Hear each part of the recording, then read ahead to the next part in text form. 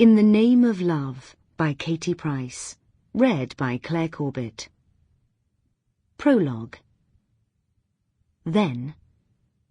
It was one of those days that Charlie adored, where summer felt as if it was finally here, and the air was like a warm caress on her bare arms. After a week of 12-hour days working flat out as a TV researcher, it felt like such a treat to be riding in the countryside. She and Ace, her beloved black horse, were just finishing a 2-hour ride, and were on the homeward stretch back to the stables. Charlie had burst into song on the narrow country lane, and was singing Ain't No Mountain High Enough at the top of her voice. She loved soul, and always had a good old sing when she was out on her own. But by the way Ace was twitching his ears, it wasn't clear if he loved it as much as she did. Charlie laughed. Loosening her hold on the reins, she leant forward to pat his neck. "Sorry, boy. I'll shut up now." Suddenly a souped-up black Golf roared by, music pumping out from its massive speakers, and blue lights under the chassis flashing in time to the beat. The passenger was holding a white scarf out of the window, and it was fluttering wildly in the breeze. Afterwards, Charlie thought it must have been that which spooked Ace, who was usually calm in traffic. He reared up in terror, causing the reins to slip out of her hands, and bolted along the road with her clinging onto his mane for dear life.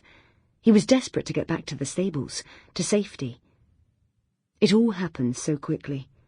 Ace was galloping round the bend just before the stables, so tantalizingly close to home. He was going as fast as he could. The driver of the oncoming 4x4 didn't even have a chance to brake. There was a terrifying impact, a confusion of noise, screams, and shattered glass. Charlie was thrown from the saddle and ended up on the grass verge. She briefly blacked out. It was the appalling, heart-rending noise that brought her round, the sound of Ace screaming in pain. He was writhing on the ground, blood pouring from his shattered front legs and the deep wound in his chest. The shocked middle-aged driver was standing next to his car, calling an ambulance. Later, Charlie would discover that she had broken her collarbone and wrist and had severe concussion, but somehow she managed to drag herself over to her critically wounded horse. She cradled his noble head in her arms, oblivious to the blood seeping over her. "I'm sorry, boy.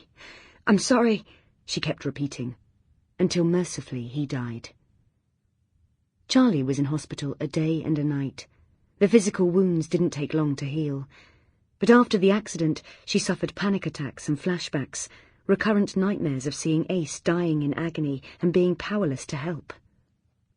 She never rode again, and couldn't even talk about riding. Sometimes it felt as if something in her had died along with Ace on that country lane.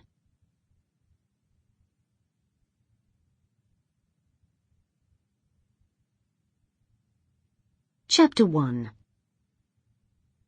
Charlie considered the piles of holiday clothes and accessories scattered across her bed.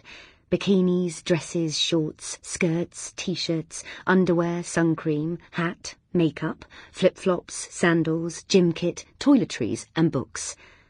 That was everything, wasn't it? And frankly, if it wasn't, she could always borrow something from her clothes-obsessed friend Zoe, who would no doubt have taken enough outfits to last a month. Charlie had been so busy at work that she had left packing until the last minute. She checked the time.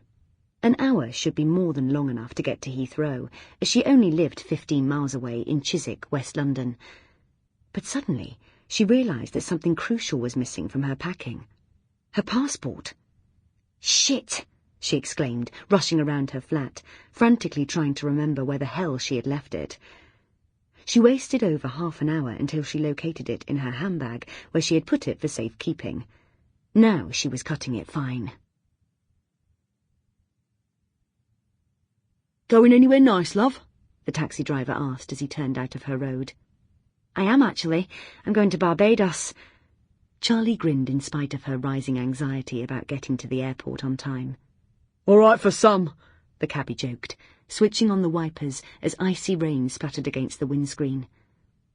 In spite of the heat blasting out in the taxi, Charlie shivered and turned up the collar of her fake fur leopard print coat. It was mid-January and bitterly cold. The UK was in the grip of a big freeze, which felt as if it was Sample complete. Ready to continue?